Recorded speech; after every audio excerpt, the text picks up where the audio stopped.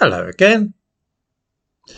It is a curious and little remarked fact that more people speak Urdu and Punjabi in Scotland than do Scots Gaelic. Scotland might be pretty ethnically homogenous, but one minority has managed to get their feet under the table in no small measure. These are Muslims of South Asian and Middle Eastern origin.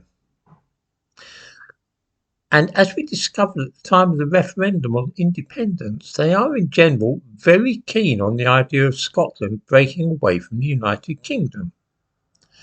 In the description to this video, I give a link to an article on a Muslim website which suggests that over 60% of Asians in Scotland voted yes in the referendum in 2014.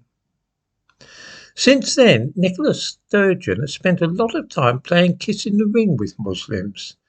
Even Muslim clerics with less enlightened views about homosexuality than she herself has. The thumbnail to this video shows her cozying up to a man who has compared gay marriage to bestiality. It seemed that she was happy to surrender her principles if only she could be on the right side of Muslims. It will of course be remembered that her chosen candidate for First Minister when she resigned was a Muslim, Humza Yousaf. Then there was the strange business of the Iranians setting up fake Facebook accounts in an attempt to agitate for a new referendum in Scotland on independence. Last year, a number of accounts were terminated by Facebook, Instagram and WhatsApp because although they'd been set up in Iran and were operated from there, they were posing as Scots people and pressing for a new referendum. I give a link to a newspaper article about this in the description to this video. Meta, the company which runs Facebook and Instagram, was shocked to see how carefully constructed these fake profiles were, with the supposed individuals listing football teams they supported and their hobbies and so on.